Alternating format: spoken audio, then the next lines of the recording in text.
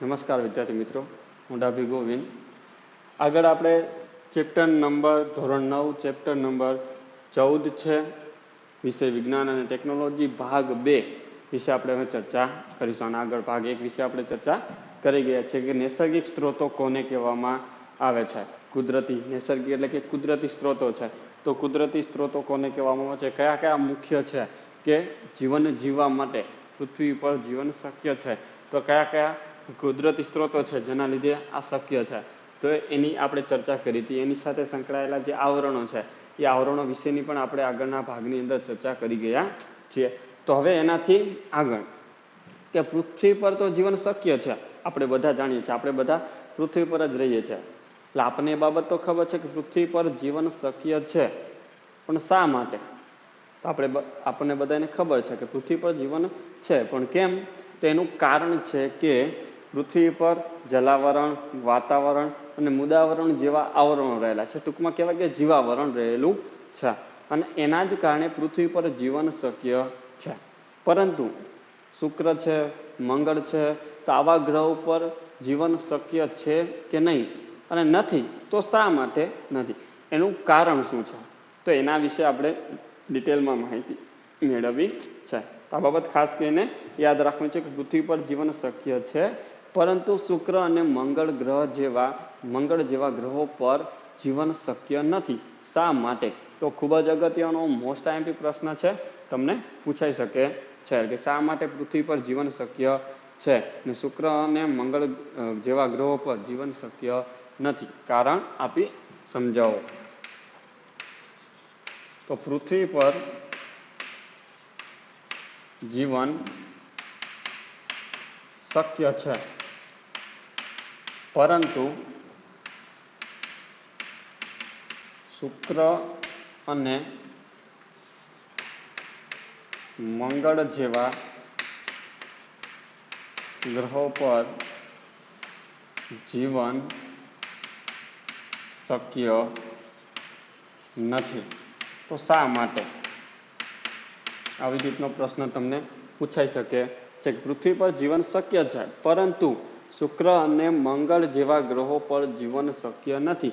શા માટે જીવન શક્ય નથી? તો શું એનું કારણ શું છે? કેમ નથી? ત્યાં તેમ જઈને આપણે રહી શકતા નથી, તો એનું કારણ પણ જણાવવાનું છે. તો પૃથ્વી પર જીવન છે, શક્ય છે, આપણે બધા જાણીએ છીએ, કારણ કે પૃથ્વીની જે ફરતે છે, પૃથ્વીની ફરતે ચાદરની જેમ, કે પછી આપણે આગળના વિડીયોની અંદર પણ ચર્ચા કરી હતી એ પ્રમાણે કે પૃથ્વી છે તો પૃથ્વીની આજુબાજુ કામડા કે ચાદરની જેમ એક આવરણ આવેલું છે. અને આ આવરણ છે એ કયું આવરણ છે? આપણે બધા જાણીએ છીએ એમ.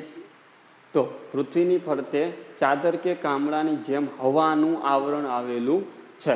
આ એક પહેલું કારણ છે. જો શું છે કે પૃથ્વીની આજુબાજુ છે એ ચાદર કે કામડાની જેમ હવાનું આવરણ રહેલું છે, એના કારણે.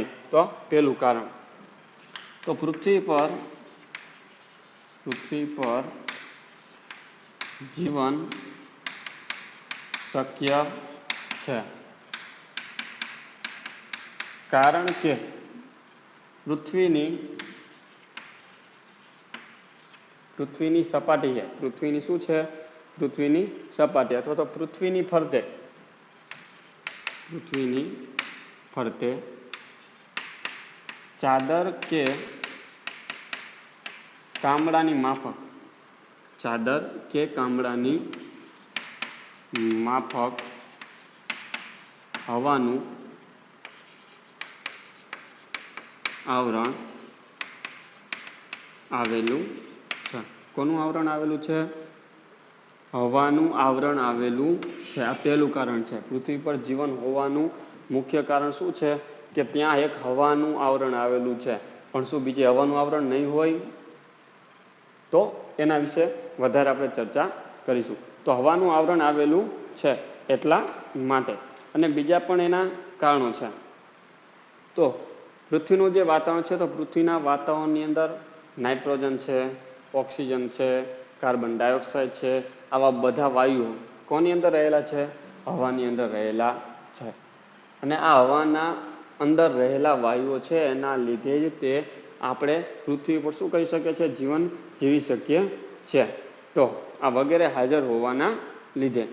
તો પહેલી બાબત છે કે હવા છે. તો હવાની અંદર કે પૃથ્વીના વાતાવરણની અંદર કે પૃથ્વીના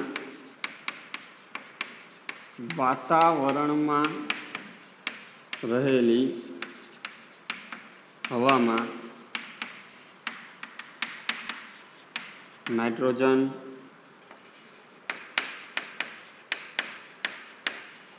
ઓક્સિજન,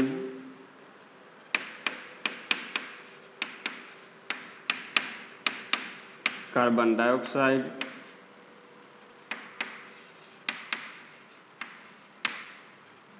અને ભેજ અથવા તો આપણે એને કહેતા હોય બાષ્પ, કહેતા હોય છે બાષ્પ વગેરે હાજર હોય છે. અથવા ભેજ આપણે બાષ્પ સ્વરૂપ લખો અને બાષ્પ હાજર હોય છે. યાદ રાખજો, પૃથ્વીના વાતાવરણમાં રહેલી જે હવા છે તો હવાની અંદર નાઇટ્રોજન છે, ઓક્સિજન છે, કાર્બન ડાયોક્સાઇડ છે, આવા બધા વાયુઓ છે. એ સિવાય પાણીની જે બાષ્પ હોય છે એ પાણીની બાષ્પ પણ એની અંદર શું રહેલી હોય છે? હાજર રહેલી હોય છે. અને હાજર હોવાના કારણે જ તે આપણે અહીંયા શું કહી શકીએ છીએ? પૃથ્વી પર આપણે જીવન જીવી શકીએ છીએ. આ એનું બીજું કારણ છે. આ ખૂબ જ અગત્યનું. પહેલું તો હવાનું આવરણ છે એટલા માટે. ત્રીજું, આવા અલગ અલગ જે આપણા શ્વસનની ક્રિયાઓ, દાખલા કે આપણને ખબર છે કે આપણે શ્વાસની ક્રિયા કરવા માટે ફરજિયાતપણે ઓક્સિજનની જરૂરિયાત હોય છે. કાર્બન ડાયોક્સાઇડ વાયુને આપણે મુક્ત કરીએ છીએ. તો જો હવાની અંદર ઓક્સિજન હશે તો જ આપણે આપણું જીવન ગુજારી શકીશું.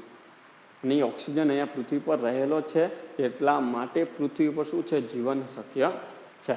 તો હવે શુક્ર અને મંગળની વાત કરીએ કે શુક્ર અને મંગળ છે. તો શુક્ર અને મંગળ ગ્રહના વાતાવરણની અંદર શું ત્યાં ઓક્સિજન અને નાઇટ્રોજન હાજર નહીં હોય? તો આપણે કહી શકીશું ના, ત્યાં હાજર નથી. પણ કાર્બન ડાયોક્સાઇડ વાયુ હાજર છે, પણ એનું જે પ્રમાણ છે એનું પ્રમાણ ખૂબ જ વધારે છે. એની વધારે હોવાના લીધે કે શુક્ર અને મંગળ ગ્રહના વાતાવરણમાં કે શુક્ર અને મંગળ ગ્રહના વાતાવરણમાં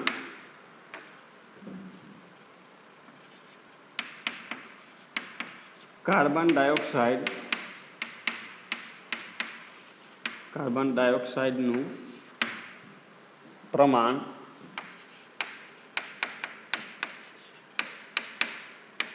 95 થી 97% જેટલું હોય છે. શુક્ર છે, મંગળ છે, આ ગ્રહનું જે વાતાવરણ છે એ વાતાવરણની અંદર જે કાર્બન ડાયોક્સાઇડ છે તો એ કાર્બન ડાયોક્સાઇડનું પ્રમાણ કેટલું છે? 95 થી 97% જેટલું છે. અને આટલો ખૂબ જ વધારે પ્રમાણમાં કાર્બન ડાયોક્સાઇડ વાયુ હોવાના લીધે જ ત્યાં આપણે આપણું જીવન ગુજારી શકતા નથી અથવા આપણે ત્યાં જીવિત રહી શકતા નથી. એનું પણ એક કારણ છે કે જો આટલું ખૂબ જ ઊંચું તાપમાન હશે તો આટલું ઊંચું તાપમાન કાર્બન ડાયોક્સાઇડનું આટલું ઊંચું પ્રમાણ હોવાના લીધે ત્યાંનું ટેમ્પરેચર હશે, ત્યાંનું જે તાપમાન હશે એ ખૂબ જ વધારે હશે. અને તાપમાન ખૂબ જ વધારે હોવાના લીધે ગ્રીન હાઉસ અસર જેવી ઘટનાઓ બને છે ને જેના કારણે આપણું જીવન ત્યાં જીવી શકતા નથી. એટલો તાપ આપણે સહન કરી શકીએ નહીં. જ્યારે શુક્ર અને મંગળ ગ્રહ છે એના વાતાવરણની અંદર નાઇટ્રોજન અને ઓક્સિજન, એ તો અહીં કાર્બન ડાયોક્સાઇડનું પ્રમાણ તો છે, પરંતુ નાઇટ્રોજન અને ઓક્સિજન જે છે એ ત્યાં હાજર છે નહીં. કે શુક્ર અને મંગળ ગ્રહના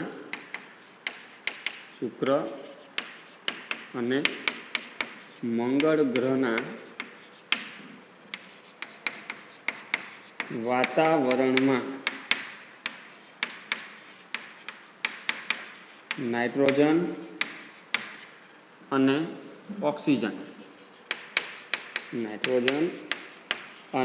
ઓક્સિજન જેવા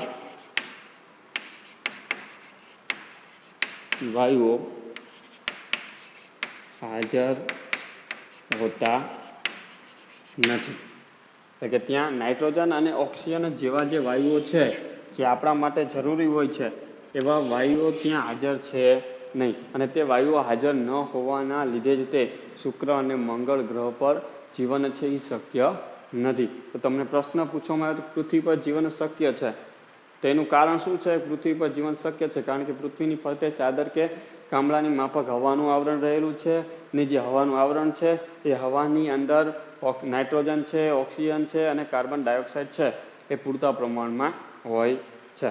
શુક્ર અને મંગળ ગ્રહ છે, તો શુક્ર અને મંગળ ગ્રહના વાતાવરણ છે એની અંદર કાર્બન ડાયોક્સાઇડ છે, પરંતુ કેટલા ટકા છે? 95 થી 97% જેટલો હોય છે. અને શુક્ર અને મંગળ ગ્રહના વાતાવરણની અંદર નાઇટ્રોજન અને ઓક્સિજન જેવા જે વાયુઓ છે જે અગત્યના છે તે હાજર છે નહીં. આ બીજું પણ એનું કારણ હોઈ શકે. એ સિવાય પૃથ્વીનું જે વાતાવરણ છે એની અંદર નાઇટ્રોજનનું જે પ્રમાણ હોય છે એ 78% જેટલું હોય.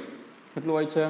પૃથ્વીના વાતાવરણમાં અંદર રહેલી હવામાં નાઇટ્રોજનનું પ્રમાણ 78% હોય છે, ઓક્સિજનનું પ્રમાણ છે એ 21% જેટલું હોય છે, જ્યારે કાર્બન ડાયોક્સાઇડ છે એ 0.03% જેટલું. કેટલું? 0.03% જેટલો કાર્બન ડાયોક્સાઇડ, ખૂબ જ ઓછી માત્રામાં, એટલે કે જરૂરિયાત પ્રમાણે રહેલો છે. અને એટલા જ માટે પૃથ્વી પર છે એ શું છે? જીવન શક્ય છે, જ્યારે શુક્ર અને મંગળ જેવા ગ્રહો પર જીવન શક્ય નથી. આ બાબત ખાસ કરીને શું કરવાની છે? યાદ રાખવાની છે. આ પ્રશ્ન ખૂબ જ અગત્યનો છે, મોસ્ટ આઈએમપી છે, એટલે આપણને ખબર હોવી જોઈએ કે પૃથ્વી પર જીવન શક્ય છે તો શા માટે, અને મંગળ અને શુક્ર ગ્રહ પર જીવન શક્ય નથી તો શા માટે, કેમ છે અને કેમ નથી, એ બાબત આપણને ખબર હોવી જોઈએ. હવે અહીંયા કાર્બન ડાયોક્સાઇડની વાત આવે છે, તો કાર્બન ડાયોક્સાઇડ વાયુ સાથે સંકળાયેલી એક બાબત છે જેની આપણે ચર્ચા કરીશું કે કાર્બન ડાયોક્સાઇડ વાયુ છે તો કાર્બન ડાયોક્સાઇડનો ઉપયોગ કરતી, એટલે કાર્બન ડાયોક્સાઇડ વાયુ આપણે શ્વાસની ક્રિયા દરમિયાન શું કરે? કાર્બન ઓક્સિજનને લઈએ છીએ, ઓક્સિજનને ગ્રહણ કરીએ છીએ અને કાર્બન ડાયોક્સાઇડ વાયુને શું કરીએ છીએ? મુક્ત કરીએ છીએ. તો આ જે કાર્બન ડાયોક્સાઇડ વાયુ મુક્ત કરીએ છીએ એનું શું થાય છે? કેમ આપણે બધા કાર્બન ડાયોક્સાઇડ વાયુ મુક્ત કરીએ છીએ તો પૃથ્વી પર કાર્બન ડાયોક્સાઇડનું પ્રમાણ વધી જવું જોઈએ કે નહીં? તો કેમ વધતું નથી? કેમ એ સંતુલિત જળવાઈ રહે છે? તો એનું કારણ શું છે? તો એવી રીતે કઈ બે પ્રક્રિયાઓ છે જે કાર્બન ડાયોક્સાઇડ વાયુનું પ્રમાણ જાળવી રાખે છે? તો કાર્બન ડાયોક્સાઇડ વાયુ છે એની સાથે સંકળાયેલી બે પ્રક્રિયાઓ કઈ છે એનો આપણે વાત કરવી છે. કાર્બન ડાયોક્સાઇડનો ઉપયોગ કરતી બે ક્રિયાઓ જણાવો. એટલે કે કાર્બન ડાયોક્સાઇડનું રાસાયણિક સૂત્ર શું છે? CO2, carbon dioxide. તો કાર્બન ડાયોક્સાઇડનો ઉપયોગ કરતી બે અગત્યની પ્રક્રિયાઓ જણાવો. અગત્યની પ્રક્રિયાઓ જણાવો. એવી રીતે કઈ બે પ્રક્રિયા છે જે પ્રક્રિયાની અંદર કાર્બન ડાયોક્સાઇડનો ઉપયોગ થતો હોય? એવી બે પ્રક્રિયાઓ જણાવવાની છે. તો પહેલી બાબત છે કે આપણે જે કાર્બન ડાયોક્સાઇડ વાયુને મુક્ત કરીએ છીએ એ જ કાર્બન ડાયોક્સાઇડ વાયુનો વનસ્પતિઓ પ્રકાશ સંશ્લેષણની ક્રિયા કરવા માટે શું કરે છે? ઉપયોગ કરે છે. અને એ જ પ્રકાશ સંશ્લેષણની ક્રિયા દ્વારા એ જે કાંઈ પણ કાર્બન ડાયોક્સાઇડનો ઉપયોગ કરે છે, ઉપયોગ કર્યા બાદ તેનું ગ્લુકોઝ જેવા ઘટકોની અંદર શું કરે છે? રૂપાંતર, એટલે કે રાસાયણિક સ્વરૂપમાં એનો શું કરે છે? સંગ્રહ કરતો હોય છે, ઉપયોગ કરે છે. તો એ કઈ કઈ પ્રક્રિયાઓ છે એની આપણે ચર્ચા કરીશું કે પ્રકાશ સંશ્લેષણની ક્રિયા દરમિયાન લીલી વનસ્પતિઓ છે એ કાર્બન ડાયોક્સાઇડનું સ્થાપન કરે છે, એટલે કે શોષણ કરે છે, અને શોષણ કરીને ગ્લુકોઝનું શું કરે છે? નિર્માણ કરે છે. તો કે લીલી વનસ્પતિઓ કોણ? લીલી વનસ્પતિઓ. પ્રથમ ક્રિયા કઈ છે? પ્રથમ ક્રિયા કે લીલી વનસ્પતિઓ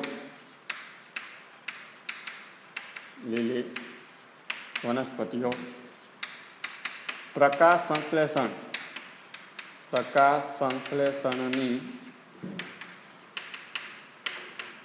ક્રિયા દ્વારા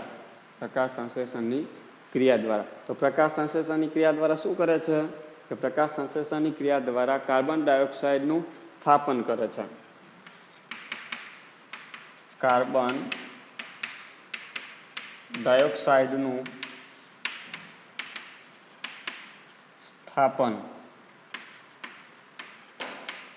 સ્થાપન કરી ગ્લુકોઝ જેવા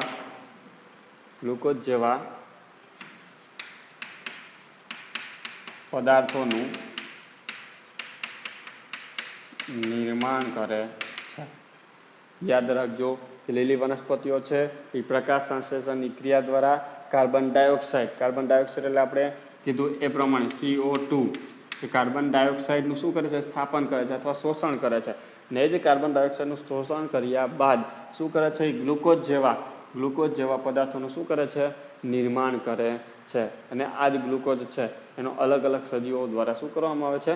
ઉપયોગ. ટૂંકમાં એ વનસ્પતિની અંદર જે ઉર્જા સંગ્રહ પામે છે એ રાસાયણિક સ્વરૂપમાં ઉર્જા સંગ્રહ પામતી હોય છે. આ એક બાબત ધ્યાન આપવાની છે. તો પ્રકાશ સંશ્લેષણની ક્રિયા, તો સૂર્યપ્રકાશની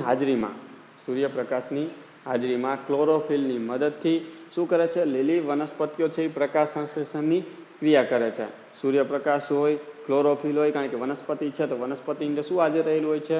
ક્લોરોફિલ. ની ક્લોરોફિલના લીધે જ તે લીલી વનસ્પતિઓ છે એ શું કરી શકે છે? પ્રકાશ સંશ્લેષણની ક્રિયા કરી શકે છે. બીજો એક પણ સજીવ છે એ પ્રકાશ સંશ્લેષણની ક્રિયાઓ કરી શકતા નથી. લીલી વનસ્પતિઓ છે, લીલ છે, અમુક પ્રકારના બેક્ટેરિયા હોય છે એ શું કરી શકે છે? પ્રકાશ સંશ્લેષણની ક્રિયાઓ કરે છે કે જેની અંદર ક્લોરોફિલ હાજર રહેલો હોય છે. અને એટલા માટે તો આ હતી પ્રકાશ સંશ્લેષણની ક્રિયા. ક્લોરોફિલ હાજર હોવો જોઈએ. કે પ્રકાશ સંશ્લેષણની ક્રિયાની મદદથી કાર્બન ડાયોક્સાઇડનું સ્થાપન કરે, શોષણ કરે અને એનું ગ્લુકોઝની અંદર શું કરે છે? રૂપાંતર કરે છે, એટલે ગ્લુકોઝનું નિર્માણ કરે છે.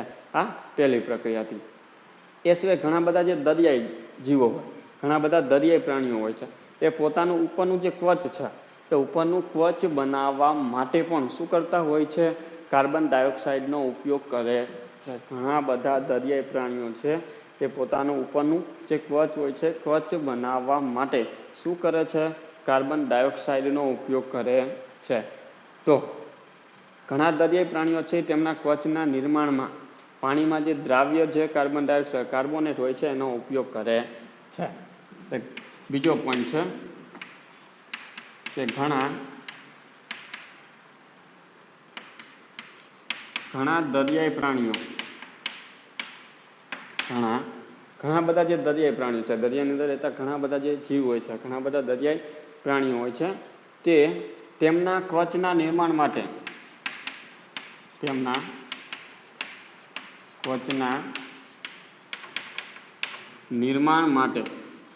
પોતાના શરીરનું ઉપરનું જે કવચ એને તૈયાર કરવું છે ને ઉપરનું કવચ તૈયાર કરવા માટે એટલે કે કવચના નિર્માણ માટે પાણીમાં દ્રાવ્ય એટલે શું? આપણે એને કહેતા ઓગળેલ. પાણીની અંદર જે ઓગળેલ હોય તે ઘણા બધા દરિયાઈ પ્રાણીઓ છે એ તેમના કવચના નિર્માણ માટે પાણીમાં દ્રાવ્ય અથવા તો ઓગળેલ કાર્બોનેટ એટલે કે જેને આપણે કહેતા હોય CO3 કાર્બોનેટનો શું કરે છે? ઉપયોગ કરે છે. CO3 એક ઓક્સિજનનું પ્રમાણ, એક ઓક્સિજનના પરમાણુનું પ્રમાણ વધે છે અને કાર્બોનેટ બનતો હોય છે. તો એ કાર્બન ડાયોક્સાઇડ, આપણે કાર્બન ટ્રાયોક્સાઇડ અને કાર્બોનેટ તરીકે ઓળખીએ છીએ. એટલે કાર્બોનેટનો શું કરે છે? ઉપયોગ કરે. ઘણા બધા જે દરિયાઈ પ્રાણીઓ હોય છે એના કવચના નિર્માણ માટે, ઉપરનું કવચ બનાવવા માટે પાણીની અંદર જે કાર્બોનેટ ઓગળે છે તો એ કાર્બોનેટ છે એટલે કે પાણીની અંદર ઓગળેલો જે કાર્બોનેટ હોય છે એ કાર્બોનેટનો શું કરે છે? ઉપયોગ કરે છે. એટલે પોતાનું કવચ બનાવવા માટે શેનો ઉપયોગ કરવામાં આવે છે? કાર્બોનેટનો. તમને પ્રશ્ન પૂછાઈ શકે કે દરિયાઈ પ્રાણીઓ પોતાનું કવચ બનાવવા માટે અથવા કવચના નિર્માણ માટે કયા વાયુનો ઉપયોગ કરે છે અથવા કોનો ઉપયોગ કરે છે? તો પાણીની અંદર દ્રાવ્ય કાર્બોનેટનો શું કરે છે? તે ઉપયોગ કરે છે. અને આ જ માટે મહાસાગરોમાં દ્રાવ્ય CO2 નો ઉપયોગ થાય છે. અને એટલા જ માટે જે મોટા મોટા મહાસાગરો હોય છે એની અંદર ઓગળેલો જે CO2 હોય છે એનો શું થાય છે? ઉપયોગ થાય છે. આ જ માટે મહાસાગરોમાં દ્રાવ્ય એટલે આપણે આગળ કીધું એ પ્રમાણે ઓગળેલ CO2 નો ઉપયોગ થાય છે. અને આ જ માટે મોટા મોટા મહાસાગરો હોય છે એની અંદર જે કાર્બન ડાયોક્સાઇડ ઓગળેલો હોય છે એનો શું થતો હોય છે? ઉપયોગ થતો હોય છે. એટલે કે દરિયાઈ પ્રાણીઓ છે પોતાનું કવચ બનાવવા માટે કાર્બન ડાયોક્સાઇડનો, કાર્બોનેટનો શું કરતા હોય છે? ઉપયોગ કરતા હોય છે. તો આ હતી કાર્બન ડાયોક્સાઇડ સાથે સંકળાયેલી બે અગત્યની પ્રક્રિયાઓ. ફરી વખત યાદ રાખજો, પહેલી આવે છે પ્રકાશ સંશ્લેષણની ક્રિયા અને બીજી કવચ બનાવવા માટેની ક્રિયા. ટૂંકમાં યાદ રાખવાનું, કાર્બન ડાયોક્સાઇડ સાથે સંકળાયેલી બે પ્રક્રિયાઓ. તો પહેલી કઈ આવે? પ્રકાશ સંશ્લેષણની ક્રિયા અથવા ગ્લુકોઝ બનાવવાની ક્રિયા, ગ્લુકોઝના નિર્માણની ક્રિયા. અને બીજી આવે છે દરિયાઈ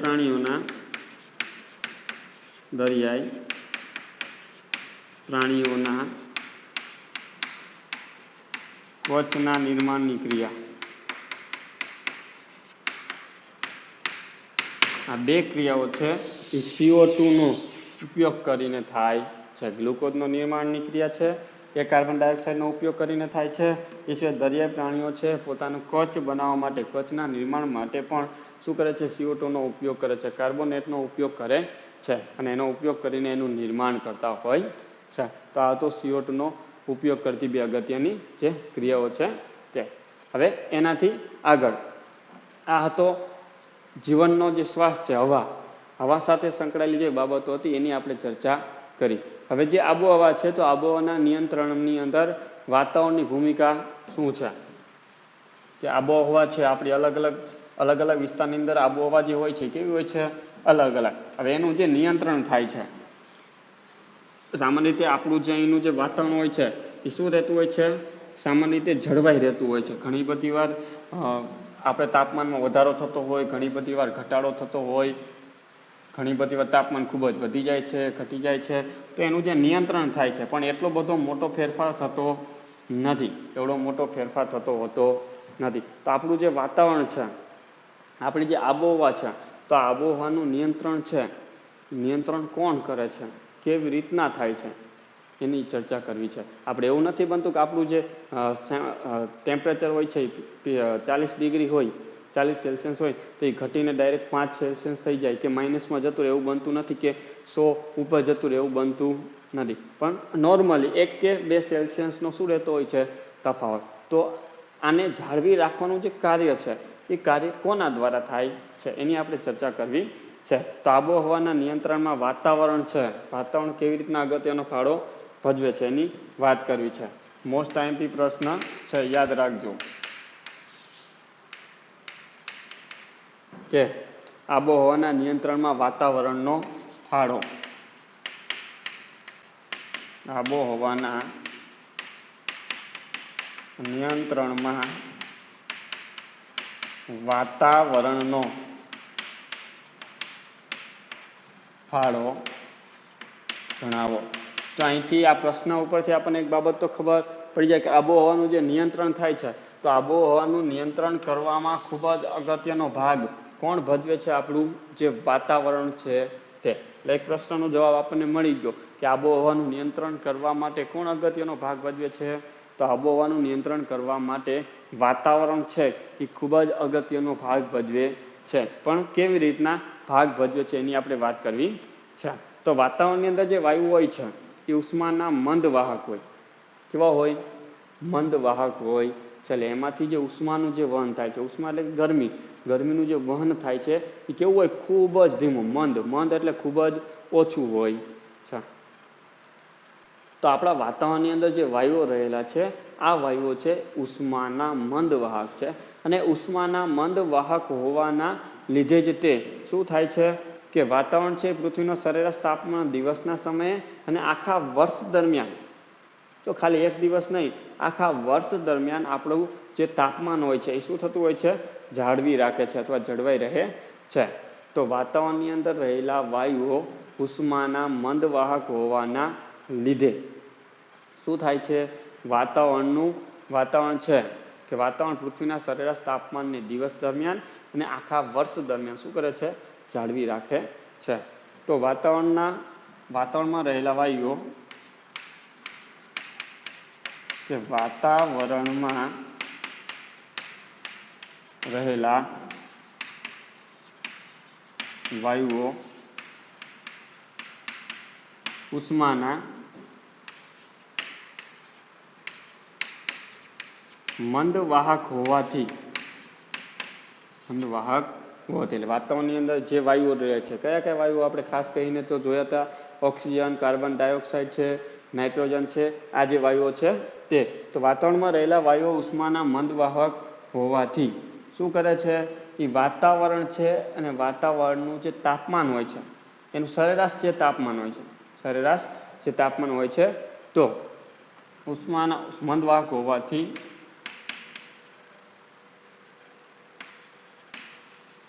પૃથ્વીના સરેરાશ તાપમાનને દિવસ દરમિયાન અને આખા વર્ષ દરમિયાન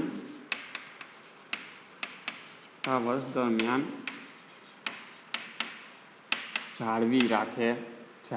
તો ફરી વખત વાતાવરણની અંદર રહેલા જે વાયુઓ છે એ કેવા છે, ઉષ્માના મંદવાહક છે, અને ઉષ્માના મંદવાહક હોવાના લીધે જ તે પૃથ્વીનું જે સરેરાશ તાપમાન છે, એટલે આપણું જે ટેમ્પરેચર હોય છે, આપણું જે તાપમાન હોય છે, આ આપણા સરેરાશ તાપમાનને દિવસ દરમિયાન અને આખા વર્ષ દરમિયાન એને શું કરે છે, સંતુલિત રીતે જાળવી રાખે છે. એટલે કે ટેમ્પરેચર છે વધારે હાઈ નથી થતું, વધારે લો નથી થતું, એટલે ખૂબ જ વધી પણ નથી જતું, ખૂબ જ ઘટી પણ જતું નથી. એટલે કે આપણું જે તાપમાન છે એને સરેરાશ રીતે શું કરી શકે છે, જાળવી રાખે છે. પછી એક દિવસ હોય કે આખા વર્ષ દરમિયાન એને જાળવી રાખે છે.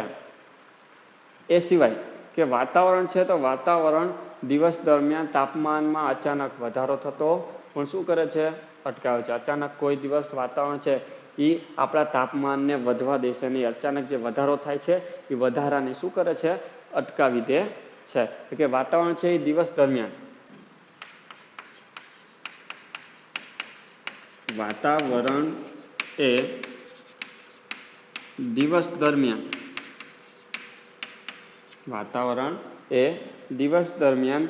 તાપમાનમાં થતા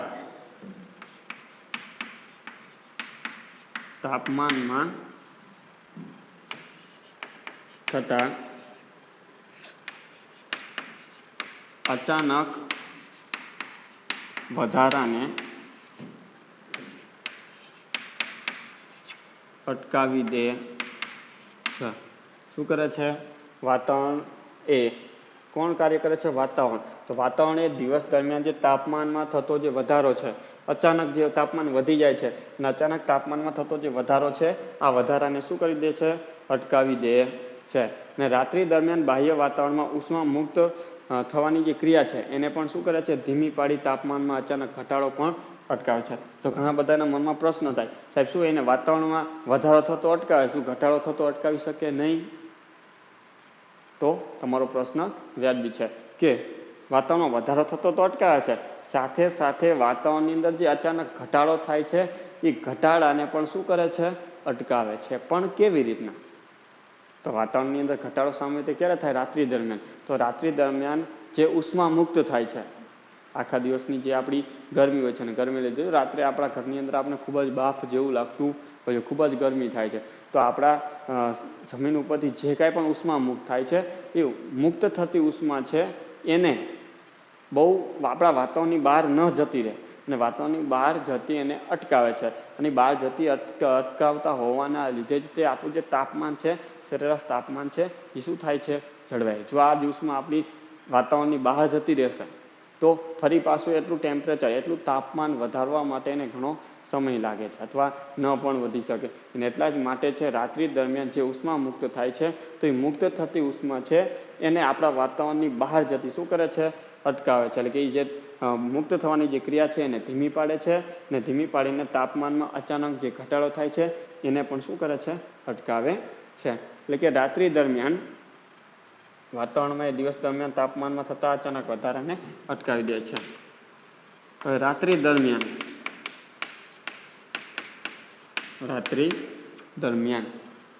શું થાય છે કે રાત્રિ દરમિયાન બાહ્ય વાતાવરણમાં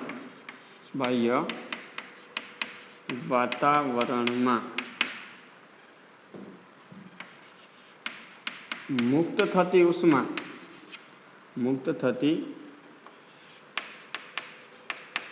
ઉષ્માની ક્રિયાને મુક્ત થતી, એટલે કે ઉષ્મા મુક્ત થવાની જે ક્રિયા છે, તો ઉષ્માની મુક્ત થતી ઉષ્માની ક્રિયાને ધીમી પાડે છે.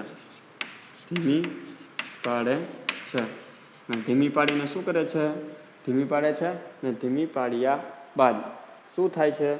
જો અહીંયા એનું જે ટેમ્પરેચર છે, એનું તાપમાનમાં થતો અચાનક જે ઘટાડો છે એને પણ શું કરે છે? એ અટકાવે છે. એટલે કે તાપમાનમાં થતો અચાનક ઘટાડો ધીમી પાડે છે અને તાપમાનમાં થતા અચાનક ઘટાડાને અટકાવે છે. આ બાબત યાદ રાખવાની કે રાત્રિ દરમિયાન બાહ્ય જે વાતાવરણ છે, બહારનું જે વાતાવરણ છે, તો એ બાહ્ય વાતાવરણની અંદર મુક્ત થતી જે ઉષ્મા છે, એટલે કે મુક્ત જે ઉષ્મા થાય છે, તો મુક્ત થતી ઉષ્માની એટલે કે ઉષ્મા મુક્ત થવાની જે ક્રિયા છે, એ ઉષ્મા મુક્ત થવાની ક્રિયાને કેવી પાડે છે? સૌપ્રથમ ધીમી પાડે છે. અને ધીમી પાડીને તાપમાનમાં થતો જે અચાનક ઘટાડો છે, અચાનક ઘટાડાને પણ શું કરે છે? ઘટાડી દે છે અથવા અટકાવે છે. જો પહેલાં વધારો થાય છે તાપમાન, તો તાપમાનમાં થતા વધારાને પણ અટકાવી દે છે. અને જે તાપમાનમાં ઘટાડો થાય છે, તો ઘટાડાને પણ શું કરી દે છે? અટકાવે છે. એટલે કે વધારો પણ થવા નથી દેતું, ઘટાડો પણ થવા દેતું નથી. અને એટલા જ માટે આપણું પૃથ્વીનું જે સરેરાશ તાપમાન હોય છે, પૃથ્વીનું સરેરાશ તાપમાન શું થાય છે? જળવાઈ રહે છે. આ બીજું કારણ હતું. ઉદાહરણ તરીકે તમારે હવે એક ઉદાહરણ જોવું છે કે પૃથ્વી પર વાતાવરણને કારણે દિવસ અને રાત્રિના તાપમાનમાં જે વધારે મોટો તફાવત સર્જાતો નથી. ને આવું જે કારણ છે કે વધારે અચાનક વધારો, અચાનક ઘટાડો એને અટકાવી દે છે. અને એટલા જ માટે કે તેથી પૃથ્વીના સરેરાશ તાપમાનમાં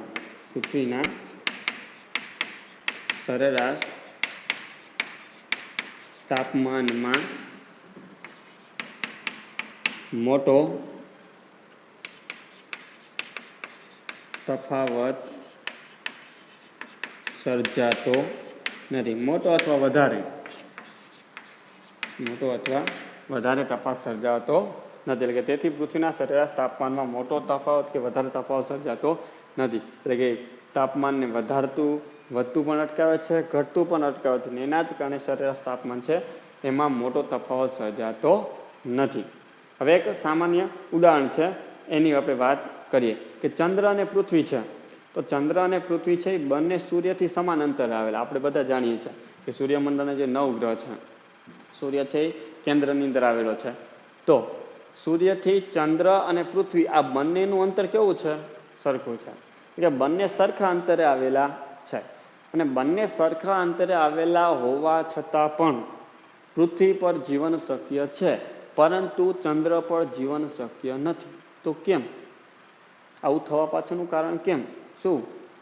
કે પૃથ્વી પર બંને તો સરખા અંતરે જ આવેલા છે, પણ તેમ છતાં પૃથ્વી પર જીવન શક્ય છે, પરંતુ ચંદ્ર પર જીવન શક્ય નથી.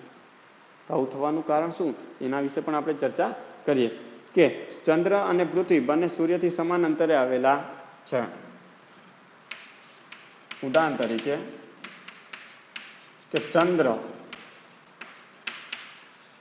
અને પૃથ્વી બંને સૂર્યથી સરખા અંતરે આવેલા છે. આપણે બધા જાણીએ છીએ પૃથ્વી અને ચંદ્ર આ બંને છે શું છે? સૂર્યથી સરખા અંતરે આવેલા છે. પરંતુ ચંદ્રની સપાટી પર વાતાવરણ ન હોવાથી, જો ચંદ્રની જે સપાટી છે, ચંદ્રની સપાટી ઉપર કોઈ જાતનું કોઈ વાતાવરણ છે નહીં, અને કોઈ જાતનું કોઈ વાતાવરણ ન હોવાના લીધે ત્યાં જે તાપમાન છે, તાપમાનમાં ખૂબ જ મોટો તફાવત સર્જાય છે. અને મોટા તફાવતના લીધે જ તે ચંદ્ર પર છે જીવન શક્ય નથી. એટલે કે છતાં પણ અથવા પરંતુ ચંદ્રની સપાટી પર વાતાવરણ ન હોવાથી તાપમાન છે -190 સેલ્સિયસથી +110 સેલ્સિયસ સુધીનું હોય છે. ચંદ્ર અને પૃથ્વી બંને સૂર્યથી સરખા અંતરે આવેલા છે. ચંદ્ર પર વાતાવરણ ન હોવાના લીધે, કે ચંદ્ર પર કોઈ જાતનું કોઈ વાતાવરણ નથી અને કોઈ વાતાવરણ ન હોવાના લીધે ત્યાં તાપમાનમાં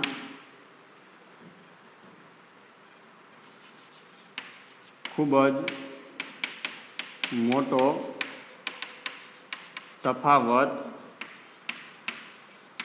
સર્જાય છે કે ચંદ્ર પર વાતાવરણ નથી, ચંદ્ર પર વાતાવરણ ન હોવાના લીધે જ ત્યાં તાપમાનમાં ખૂબ જ મોટો તફાવત સર્જાય છે કે ત્યાંનું તાપમાન -190° થી +110° જેટલું હોય છે કે રાત્રિ દરમિયાન ત્યાંનું જે તાપમાન હોય છે -190°, એટલે માઇનસ એટલે કે આખું બરફ બની જાય છે, અને દિવસ દરમિયાન +110° હોય છે. અહીંયા આપણે ખાલી 45 કે 50° જેટલું તાપમાન થાય તો પણ આપણે એટલા તડકાને સહન કરી શકતા નથી. તો વિચારી લો તે 110° જેટલું તાપમાન થાય તો આપણે એને સહન કરી શકશું? આપણે બધા જાણીએ છીએ કે ના, આપણે એટલો તાપ છે, એટલું તાપમાન છે એને સહન કરી શકતા નથી. અને એટલું સહન ન કરી શકવાના કારણે તે કે વાતાવરણના અભાવના કારણે તે ત્યાં ખૂબ જ મોટો તફાવત સર્જાવાના કારણે તે ચંદ્ર પર જીવન શક્ય નથી. આથી જ ચંદ્ર પર જીવન શક્ય નથી. એ તાપમાનનો ખૂબ જ મોટો તફાવત છે ને મોટો તફાવત હોવાના લીધે જ તે ભલે બંને સરખા જ અંતરે છે પણ તેમ છતાં ત્યાં જીવન શક્ય છે નહીં. એટલી ખબર? આ તો આપણે એક અગત્યનો કે આબોહવાના નિયંત્રણમાં તફાવત, વાતાવરણનો ફાળો. તો વાતાવરણ છે એ આટલી રીતે ઉપયોગી બને છે કે પૃથ્વીનું સરેરાશ તાપમાન દિવસ દરમિયાન અને આખા વર્ષ દરમિયાન જાળવી રાખવા માટે. બીજું છે તાપમાનમાં ખૂબ જ થતો વધારો અટકાવવા માટે, ખૂબ જ થતો ઘટાડો અટકાવવા માટે. એ સિવાય એક ઉદાહરણ દ્વારા આપણે એની ચર્ચા કરી ગયા છીએ. તો આથી આબોહવાના નિયંત્રણમાં વાતાવરણના ફાળાની વાત. હવે એક પ્રવૃત્તિ તમને આપવામાં આવી છે જેની મદદથી તમે સરળતાથી સમજી શકશો. તો જોઈએ, સમજો તમને કેવા પાઠ્યપુસ્તકની અંદર એક પ્રવૃત્તિ આપવામાં આવેલી છે. એ પ્રમાણે કહેવામાં આવે છે એક પાણીથી ભરેલું બીકર. શું કરવાનું છે? એક પાણીથી ભરેલું બીકર લેવાનું છે. બીજું એક માટીથી ભરેલું બીકર લેવાનું છે. એક પાણીથી ભરેલું બીકર, એક માટીથી ભરેલું બીકર, અને બીજું તમારે લેવાનું છે કે બંધ શીશી. શું કરવાની છે? એક બંધ શીશી. સમજી લો કે આપણે કોઈ એક બીકર લઈએ અથવા કોઈ પણ પાત્ર આપણે આવી રીતના સમજી લો પાણીથી ભરેલું છે. શેનાથી ભરેલું છે?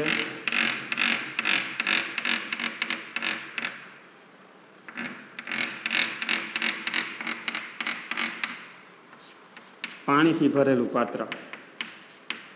પાણીથી ભરેલું પાત્ર.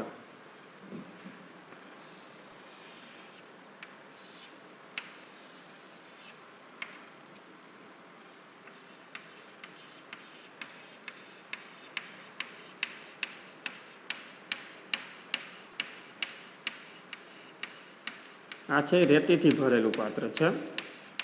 રેતીના જે કણ હોય, રેતી અથવા માટી, તમે કોઈ પણ ઉપયોગ કરી શકો છો. માટી કે રેતી, માટી કે રેતીથી ભરેલું પાત્ર.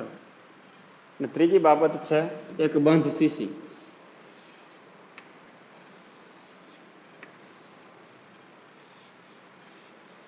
શું લેવાનું છે? એક બંધ શીશી આવી રીતની લેવાની છે. અને આપણે ઉપર શું લગાવેલું હોય? બૂચ લગાવેલું હોય.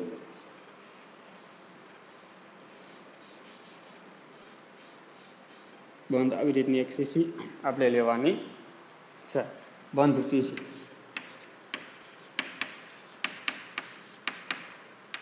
ઘણા બધાને મનમાં પ્રશ્ન થાય, સાહેબ બંધ શીશી, બંધ શીશીનું તાપમાન મારે કેવી રીતના માપવું?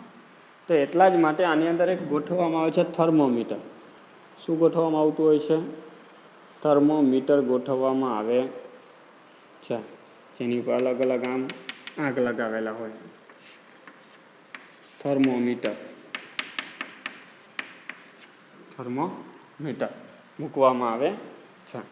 આવી રીતના ત્રણ પાત્ર લેવામાં આવે. એક પાણીથી ભરેલું પાત્ર, બીજું માટી કે રેતીથી ભરેલું પાત્ર, અને ત્રીજું એક બંધ શીશી લેવાની છે, ને જેની અંદર તાપમાન માપવા માટે આપણે શું મૂકવામાં આવે છે? થર્મોમીટર લગાવવામાં આવે છે, થર્મોમીટરને ફિટ કરવામાં આવે છે. તો સૌપ્રથમ શું કરવાનું છે? આ 3 પાત્ર છે, 3 પાત્રને આપણે શું કરવાના છે? જે તડકો હોય, સૂર્યપ્રકાશ હોય, તો સૂર્યપ્રકાશની અંદર આને મૂકવાના છે, કે જ્યાં ખૂબ જ વધારે તાપ પડતો હોય, ખૂબ જ વધારે તડકો હોય એવી જગ્યાએ શું કરવાનું છે? 3 પાત્રોને આપણે ત્યાં ગોઠવવાના છે. હવે આ 3 પાત્રોને 3 કલાક સુધી આ સૂર્યપ્રકાશમાં રાખવાના છે. 3 કલાક સુધી એનું તમારે અવલોકન કરવાનું છે. 3 કલાક સુધી સૂર્યપ્રકાશમાં રાખો.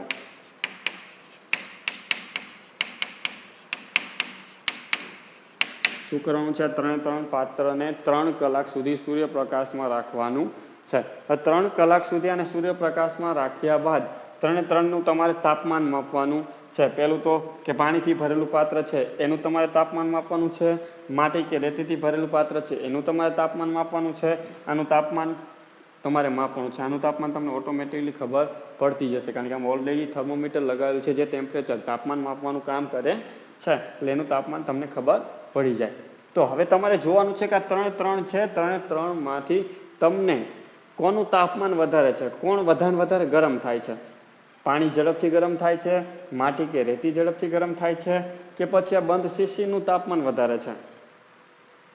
આ પ્રવૃત્તિ કરો તો તમને ખબર પડશે કે સૌથી વધારે પ્રથમ ગરમ કોણ થાય, જેનું તાપમાન ખૂબ જ વધારે કોનું હશે? તો પ્રથમ ગરમ થનાર પાત્ર કયું હશે? માટી કે રેતી? તો કે પ્રથમ ગરમ થશે, પ્રથમ ગરમ થશે, અથવા તો સૌથી વધારે ગરમ હશે, વધારે તાપમાન હશે. પછી પાણી હોય, પછી બંધ શીશી હોય. તો ઘણા બધાને મનમાં પ્રશ્ન થાય, શું છે પાણી ગરમ ન થાય? પાણી પણ ગરમ થાય, પણ આની સરખામણીએ પાણી ગરમ થાય કેવું થાય? ઓછું થાય. આપણે સ્વાભાવિક રીતે જાણીએ છીએ, ઉનાળો હોય અને જો પગમાં ચપ્પલ પહેર્યા વગર આપણે કોઈ જમીન પર જઈએ છીએ તો આપણા પગ બળી જાય એટલી જમીન ગરમ થઈ જતી હોય છે, કારણ કે જમીન છે એ શું થાય છે? સૌથી ઝડપથી ગરમ થાય છે, પ્રથમ ગરમ થાય છે. એટલે તમને પ્રશ્ન પૂછે કે જમીન પાણીમાંથી સૌથી વધારે કોણ ગરમ થાય, તો આપણને ખબર હોય છે કે સૌપ્રથમ ગરમ કોણ થાય? માટી કે રેતી, એટલે કે જમીન હોય છે. જમીન શું થાય? સૌથી વધારે ગરમ થાય છે. આ બીજો પ્રશ્ન એવો થાય કે આ 3માંથી ઝડપથી ઠરી કોણ જશે? 3ને તડકે રાખવામાં આવે છે ત્યારબાદ, અથવા બંનેને જ તડકે રાખવામાં આવે છે ત્યારબાદ આને છાંયડામાં લઈ જવામાં આવે છે, તો કોણ પહેલા ઠંડુ પડશે? ઘણા બધા પ્રશ્ન થાય, સાહેબ પાણી ઝડપથી ઠંડુ થઈ જાય, પણ એ આપણી ખોટી માન્યતા છે કે સૌપ્રથમ માટી ગરમ થાય છે તો સૌપ્રથમ ઠરી પણ કોણ જાય છે? માટી કે રેતી, એટલે કે જમીન જ સૌપ્રથમ ઠરી જાય. એટલે ઝડપી ગરમ પણ થાય છે અને ઝડપી ઠંડી પણ પડે છે. હું તમને ટૂંકમાં લખી દઉં, ઝડપી ગરમ અને ઠંડી પડે છે.